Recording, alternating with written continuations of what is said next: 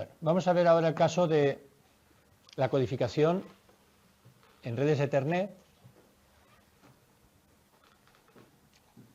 empezando por la primera. Ya he comentado que la Ethernet original de 10 megabits utilizaba la codificación Manchester en todos los medios físicos, porque estaba en lo que son los documentos de los estándares, estaba definida en una parte que no dependía del medio físico. Luego se incorporaron otros medios. La Ethernet original solo utilizaba cable coaxial grueso, luego apareció cable coaxial fino, luego fibra óptica, luego el par trenzado.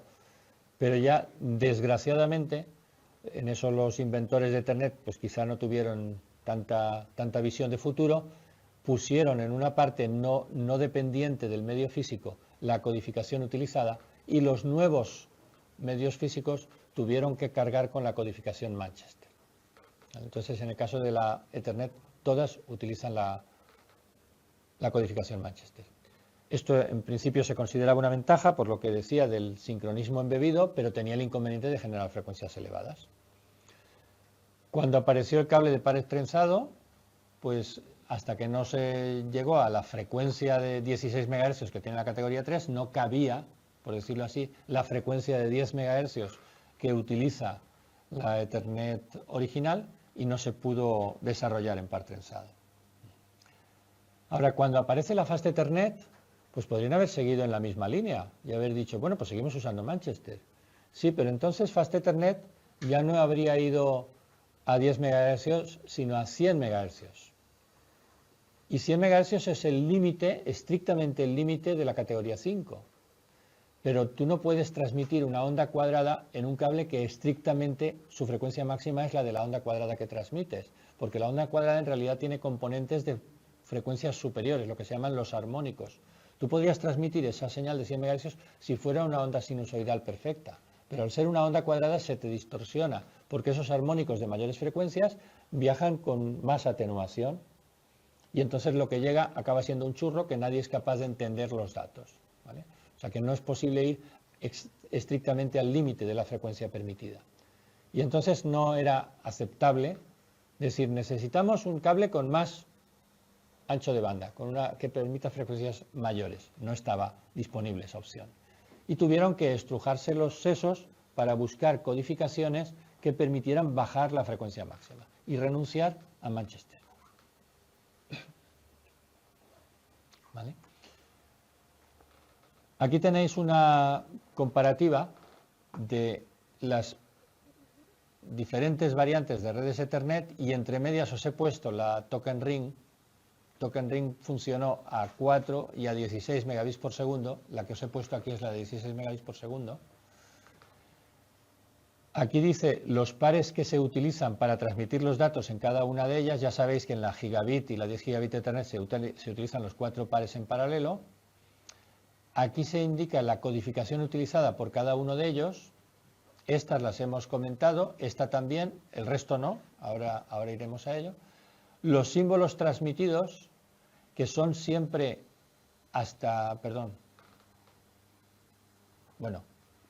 los símbolos transmitidos realmente en el cable, es que esto lo tenemos que ver cuando hayamos visto esto, ¿vale?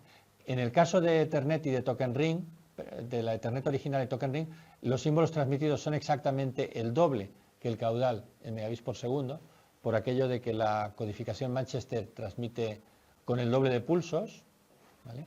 Y la frecuencia máxima es, en general, la mitad que los símbolos transmitidos, con una excepción, que es el de la Fast Ethernet, por lo que era el código MLT3 que hemos visto, ¿vale? Que no es la mitad, sino la cuarta parte.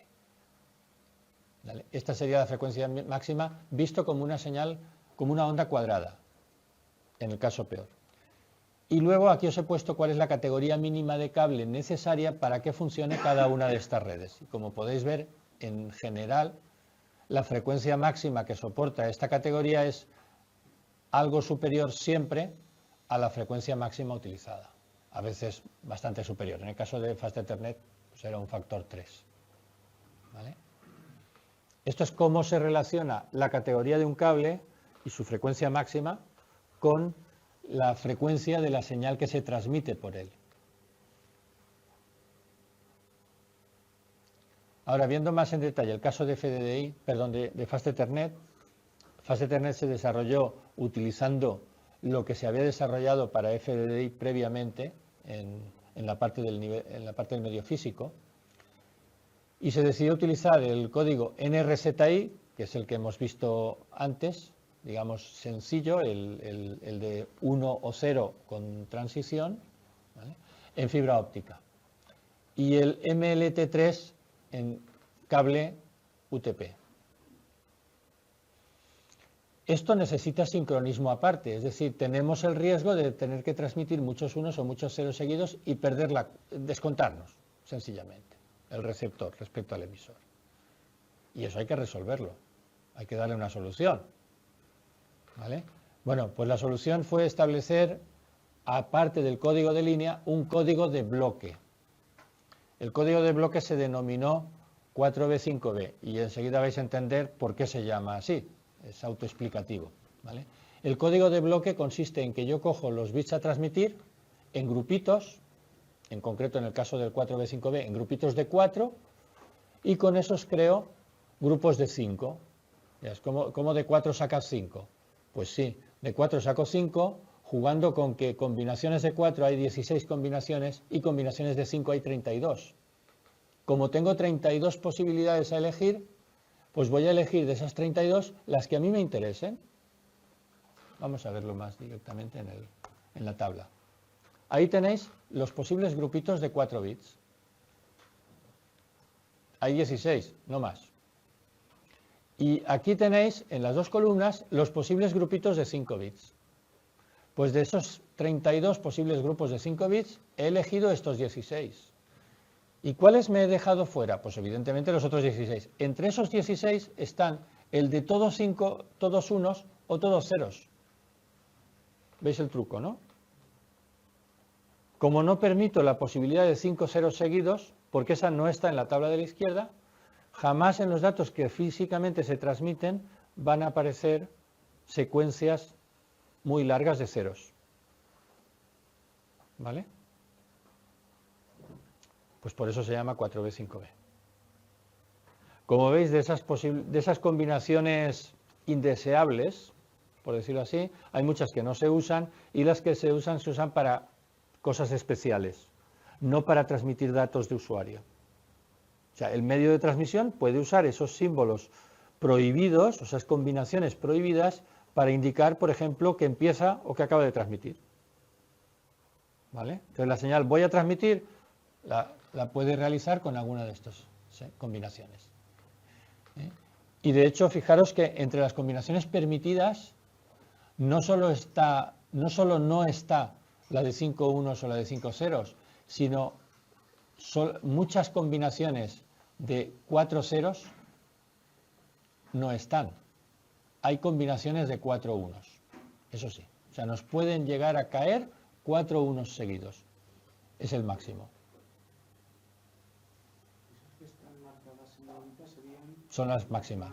Son las máximas. En realidad nos pueden caer 8 unos seguidos, porque si seguido de esto, de 0, 3 unos, viene 4 ceros, tendríamos 0, 8 unos y un 0. ¿Vale? Ese sería el máximo. Eso sería lo peor. ¿Vale? Pero ahí ya no hay forma de solucionarlo si no fuera añadiendo más sobre. ¿Vale? Bueno, en todo este proceso de selección de qué 16 combinaciones elijo, pues también se analiza el balanceo de la señal eléctrica. Se eligen combinaciones que nos van a permitir tener un balanceo de la señal eléctrica después, que no haya componente en continua. ¿Vale? Eso es digamos, un efecto colateral, una ventaja adicional que hemos obtenido con este sistema de poder hacer selección a gusto del consumidor de qué combinaciones utilizar. ¿Cómo funciona esto en la práctica? Vamos a verlo con un ejemplo. Supongamos que tenéis que transmitir ese valor. No sé a qué, esto es, en ASCII 8 bits, pues corresponderá a un carácter el que sea, no sé cuál es, ¿vale? Pero esto es lo que quiero transmitir, estos 8 bits. Pues yo soy el transmisor en Fast Ethernet.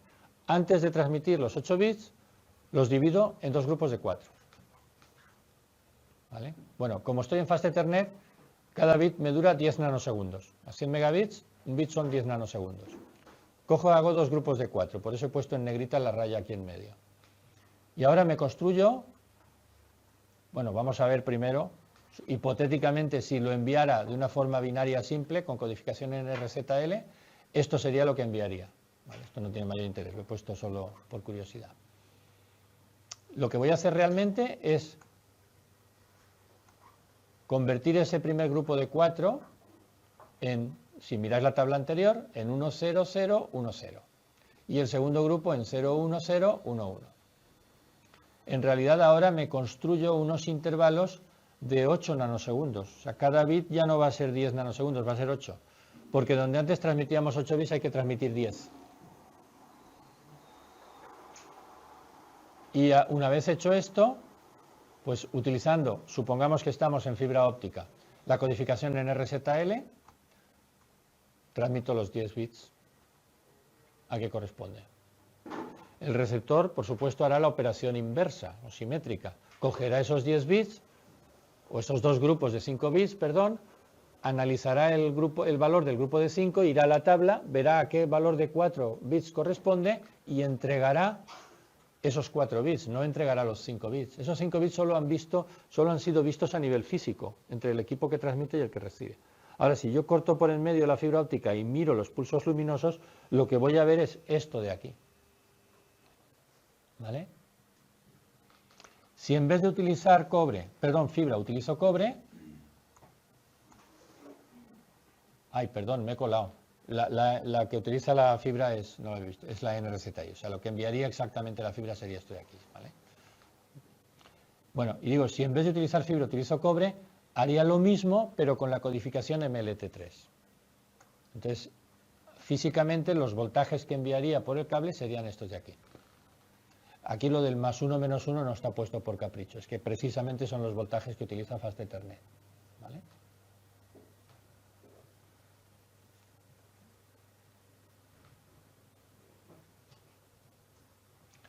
Ventajas de este truco del 4B5B. Sincronismo. Ahí pongo, nunca hay más de 3 ceros seguidos, ni más de 8 unos seguidos, ¿vale? Eso se puede ver en la tabla anterior. Bueno, y aquí pongo una pregunta, dice, ¿por qué los unos dan menos miedo? ¿Por qué he permitido 8 unos seguidos? Porque los unos se codifican como cambio de señal, o sea, como transición de más a menos o de menos a más. ¿No? Sí, pues no era esa la respuesta que yo tenía preparada. Pero sí, es una... Bueno, pues un café. Es una buena respuesta, sí, no se me había ocurrido. Hay otra razón, pero que la otra razón la veremos en el tema siguiente. ¿Vale? Que por la forma como se transmiten los datos a nivel de enlace, la secuencia de muchos unos seguidos no se da nunca. ¿Vale? O sea, nunca va a haber 8 unos seguidos. Ya veremos por qué. Pero esa es una buena razón. Entonces justifica café. Ya llevas 2, ¿eh? Bien, pues este es el interés del sincronismo. Ahora hemos perdido un poco de eficiencia, porque tenemos que transmitir 10 bits donde antes transmitíamos 8. Pero bueno, si comparamos con Manchester, que hubiéramos tenido que transmitir 16, ¡oh, qué descanso!, ¿no? ¡Qué ventaja! ¡Qué avance! Entonces, ese es el truco, ¿vale? Y si además, en el caso de fibra de cobre, utilizamos una codificación inteligente o astuta como es la MLT3, conseguimos bajar más la frecuencia máxima, a los 31,25 MHz. ¿Vale? ¿Preguntas de esto? Bien, lo bonito o lo interesante de comprender cómo funciona la codificación 4B5B es que ahora veréis que hay muchas otras variantes de codificaciones que son más de lo mismo, solo que con muchas más posibilidades. Entonces ya no vamos a ver la tabla, afortunadamente. Con entender la de 1632 lo tenemos todo hecho. ¿Vale? Cuando desarrollaron Gigabit Ethernet, pues tampoco se molestaron en desarrollar el nivel físico de 0, como ocurrió ya con Fast Ethernet, que lo copiaron de FDI. En el caso de Gigabit Ethernet lo copiaron de Fiber Channel. Fiber Channel es una red local fundamentalmente para instalaciones de CPD de alta velocidad, que funcionaba por aquel entonces a 800 megabits por segundo. y acelerándolo solo un poquito, pues lo podían hacer funcionar a 1 gigabit. Y usaron a nivel físico todo lo mismo que usaba Fibre Channel. Que Fibre Channel utilizaba una codificación patentada por IBM que se denominaba 8B10B. Y ya no hace falta que yo os diga lo que va a ser la 8B10B, es lo mismo. Lo único que pasa es que si la 4B5B eran elegir 16 de 32 posibles, pues la 8B10B es elegir 256 de 1024 posibles. Entenderéis que nos ponga la tabla del 8B10B, ¿vale? Porque no la podríamos ver o ocuparía varias páginas, sería muy aburrida. Pero la idea es exactamente la misma, ¿vale? Ahora hay una reflexión interesante. En 4B5B la eficiencia es de un 80%, o el overhead es de un 20%, como queráis. En 8B10B, ¿cuál es la eficiencia? Pues la misma, el 80%. Dirás, bueno, a ver, ¿cómo puede ser lo mismo? Porque aquí he tenido que elegir 256 entre 1024, o sea, tenía 4 veces más para elegir que en 4B5B. En 4B5B solo tenía el doble. ¿Entendéis por dónde voy? Aquí tengo más surtido de dónde elegir. Tengo más flexibilidad y puedo jugar más a mi favor en evitar los 8 unos seguidos, perdón, los 10 unos seguidos o los 10 ceros seguidos. Y además tengo más resistencia a errores, porque cuando el código es más rico, es decir, cuando yo uso menos de todas las combinaciones posibles, cuando haya un problema y lo que llegue sea ruido, sé que aquello no es válido, ¿vale? El inconveniente está que aquí los bits se tienen que agrupar de 8 en 8. Entonces, cuando algo falle, los 8 bits se van a la basura. Y además tengo que esperar a que me lleguen 8 bits para transmitir. No puedo transmitir los primeros 4 y luego los siguientes 4. O sea, hay una mayor latencia, ¿vale? Entonces, eso siempre es lo mismo. Un código de más bits nos va a aumentar la latencia, nos va a estropear más en caso de error, pero va a ser más resistente frente a errores. Y eso se consideró mejor en Gigabit Ethernet. Por eso se utilizó el 8B10B. Se podría haber usado el 4B5B igualmente. Bueno, y ya el 10 Gigabit Ethernet ya es la monda. Como podéis imaginar, pues 64B barra 66B, no hay Dios que sea capaz de hacer la tabla de 2 a la 64 y 2 a la 66 combinaciones, pues si hacéis el número, ¿vale? Entonces la técnica ya no es la misma. No hay una tabla única de equivalencia, el tema es un poquito más complicado.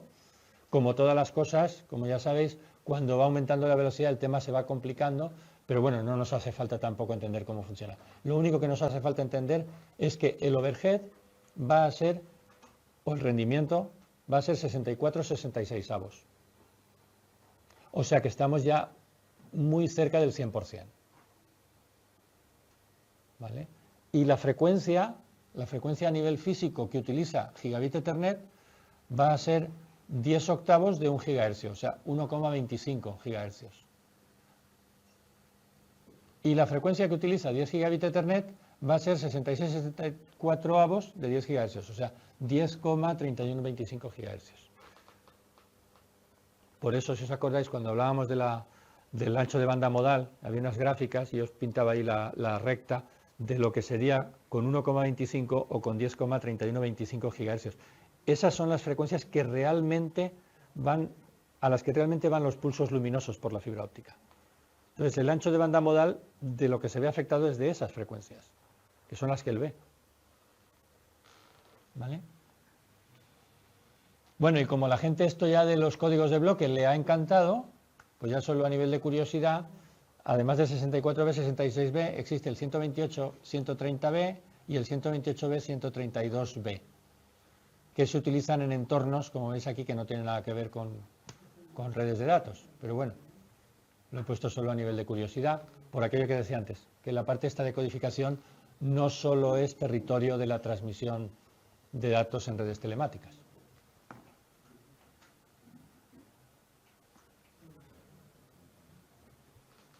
¿Preguntas?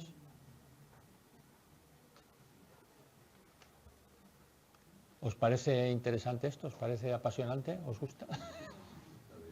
Es un poco duro, yo lo reconozco, ¿eh? Ahora, cuando ya lo tienes un poco controlado, pues, digamos, da gusto saber o pienso yo que puede dar gusto saber un poco cómo funcionan por dentro las cosas, ¿no? Lo malo de esto, como decía, es que cada vez el tema se complica más y al final resulta muy difícil entender cómo realmente funciona por dentro, sobre todo a altas velocidades.